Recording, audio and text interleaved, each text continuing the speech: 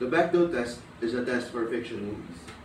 Through this test, the following criteria is being considered. First, the movie should have at least two women in it. Second, these two characters should be talking about something. And lastly, they should be talking about any topic, but not something that has to do with men. This test was formulated by an American cartoonist named Alison Bechedel. She was born last September 10, 1960.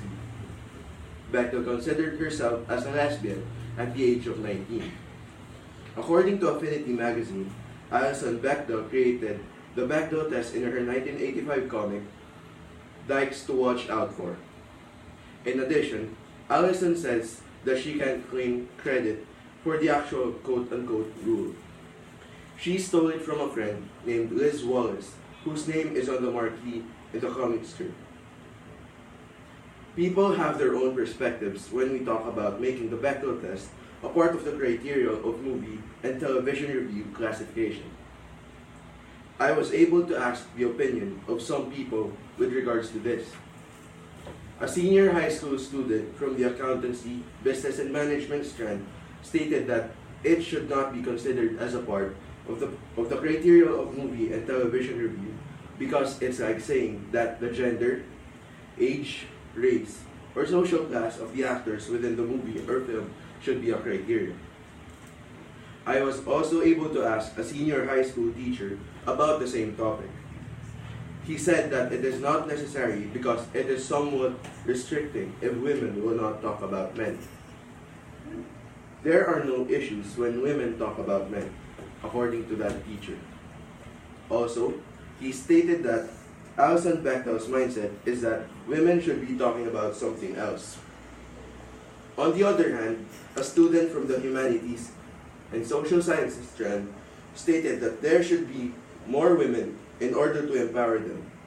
Maybe a simple interaction will do just to give leeway for the possibility that they will be muted in the film. With regards to the topic, not necessarily do they have to deviate from the topic of men, but it will be much better if they will try to avoid talking about them. In my opinion, the Bechdel test should not be considered as a criteria because it will only cause gender inequality, limited topics for women to talk to, and trigger for a pessimistic punchline. Robbie Collin, a chief film critic, argued that Hollywood's problem with female characters is more complex than the Bechdel test or gender bias would suggest. Also, he stated that it's all very simple, too simple, in fact, and on closer inspection, the Bechdel test turns out to be not only next to useless, but on closer inspection, the Bechdel test turns out to be damaging to the way we think about film. None of which, it should be noted, is the fault of Bechdel herself, who used the test only as a setup for the joke in an early episode of Dykes to Watch Out For, her long-running cartoon strip. According to a friend from the humanities and social sciences strand, there are no issues when women talk about men rather, unless they are talking about something that would degrade others. It might seem inevitable for women to talk about men, and sometimes men do talk about women. Robbie Collin also stated that, for Bechdel, it was never a test, but the trigger for a pessimistic punchline, even in films that meet these seemingly foolproof criteria. The female characters are always delimited by something.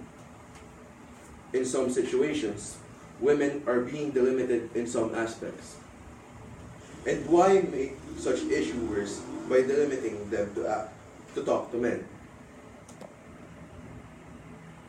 As a recap, the Bechdel test should not be considered as a criteria for a movie and television review classification because it will only cause gender inequality, limited topics for women to talk to, and trigger for a pessimistic punchline. Having this as a part of the criteria for movie and television review classification may only make things worse. promoting women empowerment by not delimiting them in what they're doing will maintain a positive reaction to the public. Also, they will be able to avoid people having misconceptions about the film industry.